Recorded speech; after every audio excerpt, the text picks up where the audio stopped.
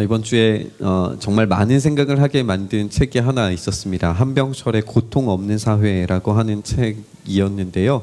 그 책의 한 대목을 좀 읽어드리려고 합니다. 한병철이 말하는 진통사회라는 게 있습니다. 이 저자에 의하면 고통으로부터 벗어나기 위해서 진통제를 먹는 마치 마취된 사회와 조금 더 가까운 그런 표현이 이 진통사회인데 이것을 잘 염두해 두시면서 한번 들어보시길 바랍니다. 진통사회는 좋아요의 사회다. 진통사회는 좋음의 광기에 빠진다. 모든 것이 만족감을 줄 때까지 매끄럽게 다듬어진다. 좋아요는 우리 시대의 징표이자 진통제다. 좋아요는 소셜미디어뿐만 아니라 문화의 모든 영역을 지배한다. 어떤 곳도 고통을 주어서는 안 된다. 예술만이 아니라 삶 자체가 인스타그램에 적합해야 한다. 다시 말해 고통을 줄 수 있는 모서리나 귀퉁이, 갈등이나 모순이 없어야 한다. 사실 고통이 정화한다라고 하는 진리가 있는데 이 진리는 잊혀진다. 고통은 카타르시스적인 작용을 한다. 만족의 문화에는 카타르시스의 가능성이 빠져 있다. 그 결과 우리는 만족 문화의 표면 아래쪽에 쌓이는 긍정성의 찌꺼기에 애워싸여 질식한다. 만인에 대한 이 착취 속에서 살아가는 우리 시대에 우리는 얼마나 고통 속에서 절박하게 살아갑니까? 우리가 사는 이 땅을 지옥이라고 부르면서 헬조선, 지옥불반도라고 여기고 자식들에게는 이 고통을 넘겨주지 않으리라 하면서 자식들 낳기조차 포기하는 시대 아닙니까? 그런 면에서 우리는 이 한병철이 이야기하는 것처럼 고통을 피하려고 하는 수단으로 우리의 시대가 이 좋아요라는 진통제를 놓으려고 한다는 평가를 내리고 있습니다. 그래서 우리는 인스타그램에 또 페이스북에 우리가 남들이 좋아할 법한 것들을 올려놓고 그것에 좋아요를 받으면 난 지금 잘 살고 있어 라고 하는 마취된 삶을 살고 있다는 거죠. 그런데 이 좋아요의 폐해는 이것이 얼마나 중독적인지에 대해서 파악하지 못한 것이다 라고 그렇게 지적합니다. 인스타그램과 페이스북의 좋아요에서 만족하지 못하게 되어버린, 그래서 도파민에 중독된 젊은 이들이 그 뇌가 결국 실제적인 마약에 손대고 말았다라고 하는 것을 우리가 보게 되는 것 같습니다. 마약 청정국이라고 불리던 우리나라의 위상은 이제 중고등학교 아이들마저 손쉽게 마약을 접할 수 있게 돼버렸다라고 하는 뉴스를 보게 됩니다. 그 근저에 뭐가 있을까를 생각을 해보면 고통이라고 하는 것을 공포스럽게 여기고 오로지 행복만이 긍정적인 감정의 자본으로 사용되어서 뛰어난 성취와 성과를 만들어낼 수 있다라고 하는 생각이 놓여져 있다라고 이야기합니다. 이 무한한 행복이라고 하는 개념에 사로잡힌 사람은 자신이 사로잡혔다라고 하는 사실조차 모릅니다. 그래서 그는 자유롭게 자아를 실현할 수 있다라고 생각하지만, 그렇게 살아가고 있는 줄로 착각하지만 사실 그 자유는 억압이 아닌 착취의 방식으로 인생을 갉아먹는다라고 지적합니다. 왜냐하면 행복하지 않은 나는 살 필요와 가치를 느끼지 못하게 돼버리기 때문에 그렇습니다. 고통이 죄악시된 사회에서 우리는 고통의 가장 극에 다다라 있는 이 십자가를 직면할 준비가 되어 있습니까? 고통을 죄악시 여기고 마취된 사회를 원하는 이 시대에 우리가 십자가를 정말 제대로 바라볼 준비가 되어져 있느냐는 이야기입니다. 십자가의 고통이 제거되고 부활의 마취제만 있는 상태의 신앙이란 어떠한 것일까요?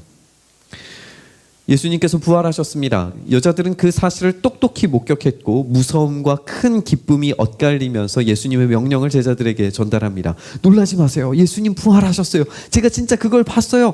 정말 예수님께서 이 제자 여러분들에게 우리가 만났던 그곳으로 다시 오라고 하셨어요. 정말 믿기지 않아요. 내가 진짜 그분을 봤다니까요. 막 떨리는, 흥분에 찬, 확신에 찬 목소리를 들으면서 제자들은 어쩌면 긴가민가 의심했을지 모릅니다. 믿져야 본전이라는 식으로 생각했을 수도 있습니다. 그래서 그들은 갈릴리로 갑니다. 본문은 이렇게 설명을 합니다. 16절 말씀 보면 11제자가 갈릴리로 가서 예수께서 일러주신 산에 이르렀다, 이렇게 되어 있습니다. 갈릴리가 그냥 조그마한 동네가 아니라면 그들이 가고 있는 산은 분명히 예수님과 관련되어져 있는 어떤 예수님과의 깊은 기억이 인식되어 있는 그런 산일 겁니다. 그렇다면 이 산은 우리가 이제 뒷부분에서 내가 너희에게 가르쳐 지키게 한 모든 것이라고 하는 것을 생각해 봤을 때 제자들이 가르침을 가장 인상 깊게 그리고 깊은 이 진리에 대해서 깨달았을 곳은 바로 팔복을 가르치셨던 그 산이었을 가능성이 높아 보입니다. 그렇다면 우리는 제자들이 지금 다시 가고 있는 그 산에서 예수님께서 뭘 가르치셨는지에 대해서 다시 한번 생각해 봐야 됩니다. 우리가 팔복이라고 하는 이 메시지가 포로에서 돌아오는 사람들의 이야기였던 이사야 61장이 성취되는 내용이었다라고 그렇게 나눴었습니다. 기억나시지 않으시는 것 같은 표정으로 저를 쳐다보고 계시지만 그렇게 이야기했었습니다. 팔복의 메시지 앞부분의 내용들은 정말 이 이사야 61장이 말하고 있는 내용들의 성취였습니다. 바벨론과 페르시아 포로 상태에 있었던 이들은 꽤나 안정적인 삶을 누리고 있었을 텐데 포로에서 돌아오는 것은 자신의 삶의 지경에 있었던 것들을 다 포기하고 안정적인 상황들을 다 포기하고 자발적으로 가난해지고 자발적으로 애통하고 자발적으로 힘든 곳으로 오는 것이 이 복 있는 사람들이었다라고 하는 내용이었어요.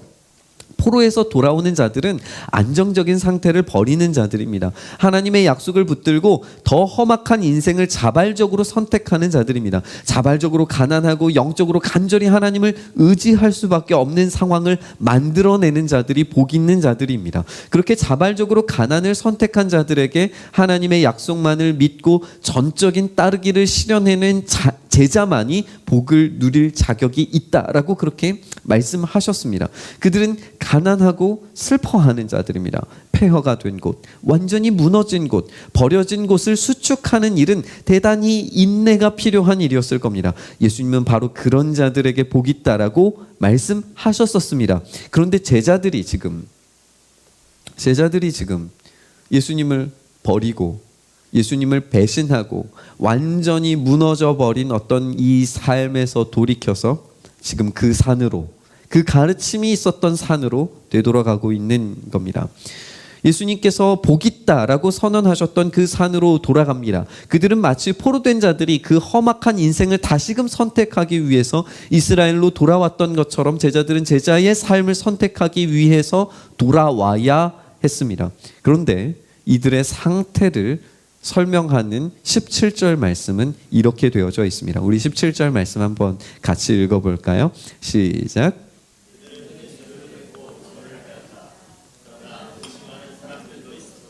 이상하지 않습니까? 이들은 분명히 경배했습니다. 절을 했습니다. 그런데 의심합니다. 문제가 뭘까요? 지금 이들은 부활의 주님을 만났습니다.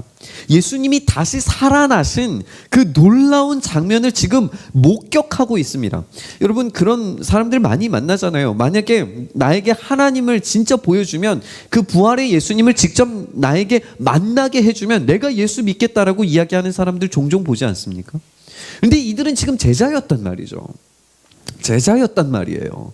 예수님을 알고 있는 사람들이란 말입니다. 내가 죽었다가 3일 만에 다시 살아나리라고 하는 이야기도 들었고 그걸 실제로 보고 있고, 이 죽는 장면, 이 끔찍한 장면, 로마 사람들이 그냥 보통의 사람들이 아닙니다. 시신을 그냥 함부로 두지 않습니다. 기절했다고요? 말도 안 되는 소리 하지 마시라고 하십시오. 그때 당시의 죽음이라고 하는 것은 이미, 이 십자가라고 하는 것은 이미 십자가 지고 가는 길에 죽는 경우도 허다했습니다. 십자가에 달려 죽는 죽음은 끔찍한 죽음이고 반드시 죽을 수밖에 없는 죽음이었습니다. 그런데 그 주님을 다시 만난 거예요. 그런 이 하나님 보여주면 믿겠다라고 하는 사람조차도 임을 다물게 만들 만한 사건이 이들의 눈앞에 펼쳐졌는데 의심했다라고 되어 있는 겁니다. 지금 이들의 문제는 예수님을 진짜 살아계신 하나님의 아들로서 인정해야 할지 인정하지 말아야 할지 모르겠다라고 그렇게 생각했는지도 모르겠습니다. 이들의 경배는, 이들의 지금 예배는 한계가 분명한 예배였습니다. 그들이 부활의 주님을 만나고서도 한계 있는 예배를 드렸다면 지금 우리의 예배는 어떨까요? 여러분들의 예배는 어떠십니까? 저는 이것이 십자가와 부활을 마치 마취제처럼 여기는 태도에서 올 수 있다라고 생각이 듭니다. 분명히 십자가와 부활은 우리에게 생명과 능력을 가져다 주는 하나님의 능력입니다. 그러나 십자가와 부활은 제자로 살아갔을 때 비로소 감각되는 것입니다. 그것이 만병통치약처럼 우리의 고통을 즉시 경감시켜 줄 수 있는 획기적인 어떤 진통제처럼 여긴다면 결국 십자가와 부활은 무한한 행복을 가져다 주어야 된다라고 생각이 될 겁니다. 내가 어려울 때마다 십자가 붙들면 돼, 내가 힘들 때마다 부활의 능력을 의지하면 돼 라고 생각만 하지, 그대로 예수님께서 가르치신 대로 그 명령대로 그 산으로 다시 돌아가서 자발적으로 가난해지고 자발적으로 순종하고 자발적으로 예수 그리스도를 따라가려고 십자가를 지려고 노력하는 삶이 배제된 채 십자가만 바라보면 돼, 부활만 바라보면 돼 라고 하는 그런 진통제적인 신앙이 우리를 의심하는 예배자로 만들 수 있단 말입니다.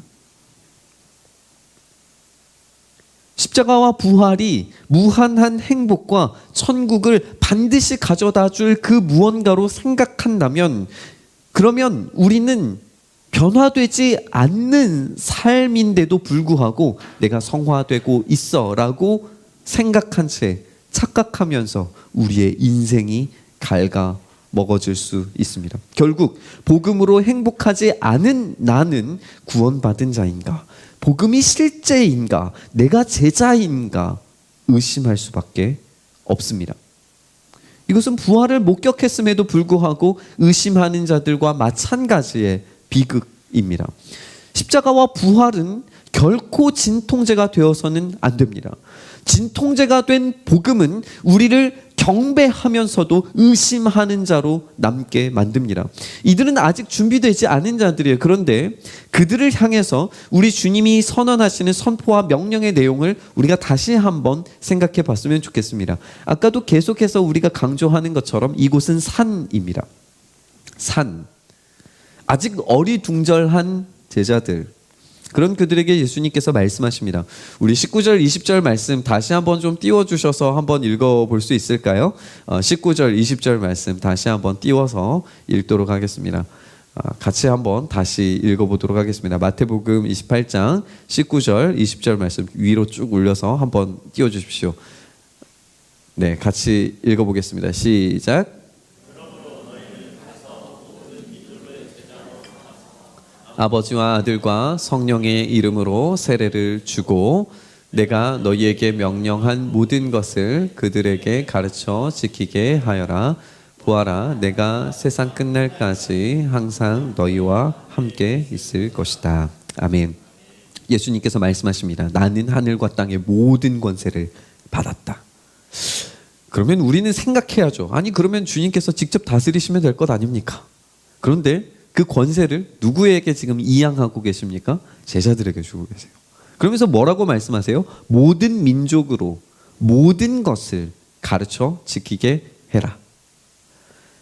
이곳은 산이고 모든 능력과 권세를 가지신 분께서 그 권세를 이양하고 계시면서 모든 것을 다스리라고 지금 말씀하고 계시는 거예요. 이것을 하나의 유비가 완성된 명령으로 다시 한번 생각해 봅시다. 창세기에서 하나님께서 모든 만물을 창조하시고 그 모든 만물의 창조자이시자 주인이시자 합당한 권세의 주인이십니다. 그런 그분께서 자신이 직접 만물을 통치하신 게 아니라 대리 통치자인 아담과 하와를 만드셔서 그들에게 그 권세를 이양해 주십니다. 그리고 뿐만 아니라 모든 생물을 다스리고 먹을 권한을 주십니다. 그리고 그는 땅 끝까지 이 에덴을 확장시켜야 할, 경작하고 다스려야 할 책임을 갖게 됩니다. 그는 하나님의 형상을 지니고 있고 하나님과 항상 동산을 거니는 온전한 인간이었습니다.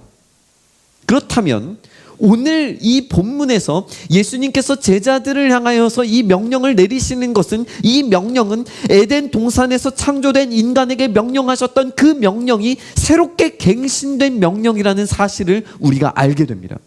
지금 그곳은 에덴이었고, 에덴 동산이었고, 지금 예수님께서 명령하시는 이곳은 산입니다. 새로운 산, 하나님께서 임재하시는 그 산, 태초에 하나님께서 명령하셨던 그 명령이 새롭게 갱신되어서 지금 제자들에게 제공되면서 이들이 바로 새로운 아담과 같은 존재로서 이 땅 가운데 그 명령을 수행해야 할 존재로 등장하게 되는 겁니다. 다시 말해서 이들은 부활의 주님 앞에서 새롭게 갱신된 명령을 받아서 수행할 때 새롭게 창조된 인간으로서, 새로운 기능을 할 수 있는 인간으로서 마비되고 착취당하고 부족하고 연약한 인간이 아니라 온전히 하나님의 형상을 소유한, 부활의 영광을 소유한 자가 될 수 있다는 겁니다. 이들은 이제 선택지에 놓여 있습니다. 예배하면서 의심하는 인간이 될 것인가? 경배하면서도 의심하는 자로 남을 것인가? 아니면 그 명령을 수행함으로써 우리 주님과 언제나 항상 함께하는 자로 갱신된 부활의 영광을 소유한 인간이 될 것인가? 여기에 장갑이 있습니다. 이 장갑을 보면은 뭐가 떠오르시나요? 뭘 닮았죠? 너무 어려운 질문입니까? 뭘 닮았습니까? 이걸 보면은 뭐가 생각납니까? 손이 생각이 납니다. 손 모양을 꼭 닮았습니다. 그런데 이 장갑만 있으면 어떨까요? 장갑만 있으면, 이 장갑이 제 기능을 다 하고 있다라고 생각할 수 있습니까?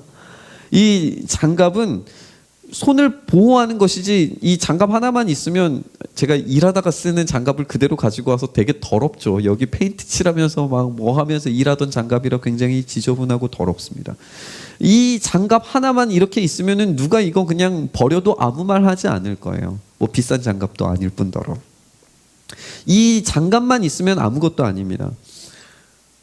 하나님의 형상을 소유하고 있다고, 복음을 가지고 있다고, 주님의 십자가와 부활의 능력을 알고 있다고 우리가 제대로 된 기능을 하는 것은 아닐 수 있습니다. 우리의 목적 자체가 왜곡되어져 있을 수 있습니다.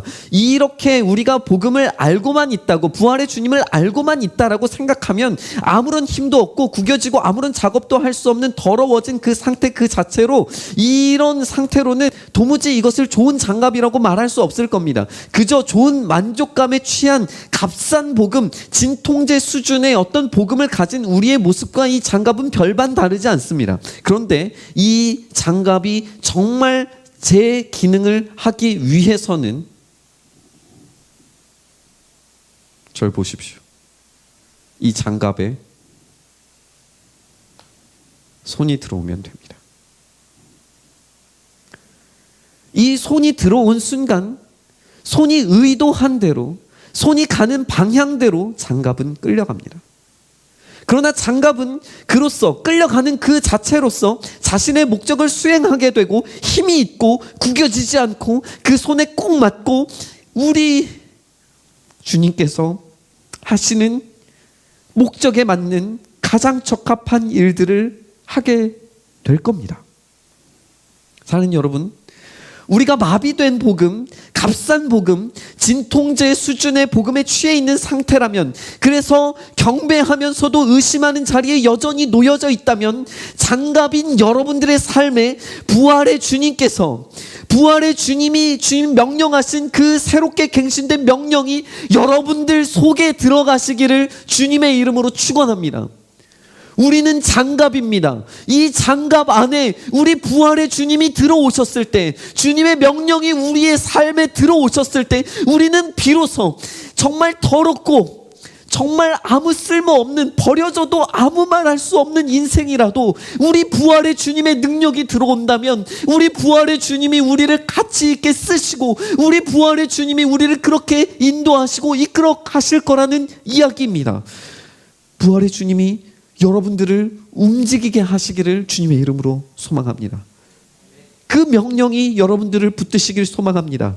여러분 안에 그 명령과 소망과 위로와 새롭게 재창조하신 형상이 가득 채워져서 분명히 이전과 동일한 모습이지만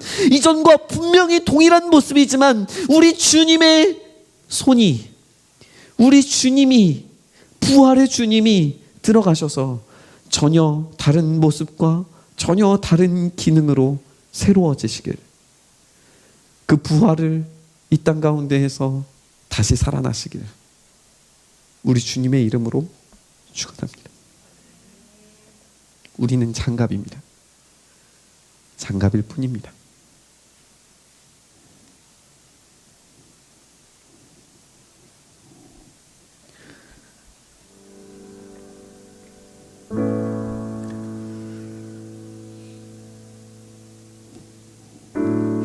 오늘 아침에 사실 준비되지 않은 내용이지만 어제 저녁부터 되게 좀 마음이 이렇게 좀 가라앉았었어요. 내가 지금 사역을 잘하고 있는 걸까?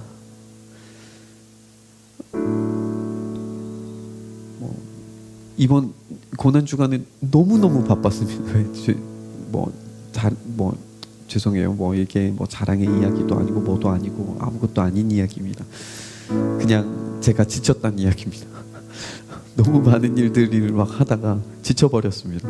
그렇다고 번아웃 되거나 이런 건 아닌데 되게 피곤했어요.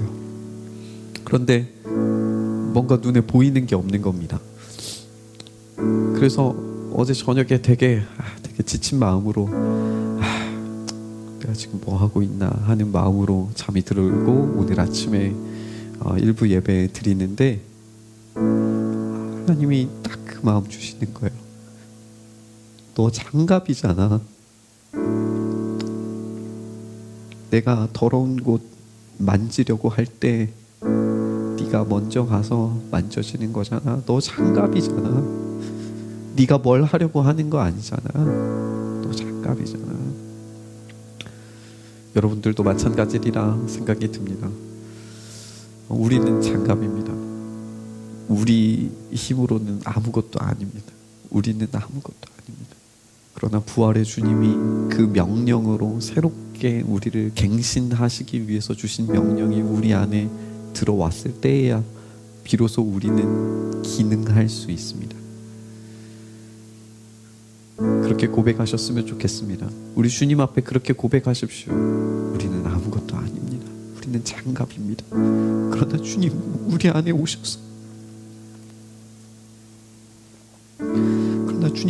오셔서 우리를 다스려 주십시오. 주님의 그 부활의 영광으로 나를 가득 채워 주십시오. 나는 껍데기에 불과합니다. 주님의 영광으로 가득 채워 주십시오. 그 안에서만 내가 살 수 있습니다.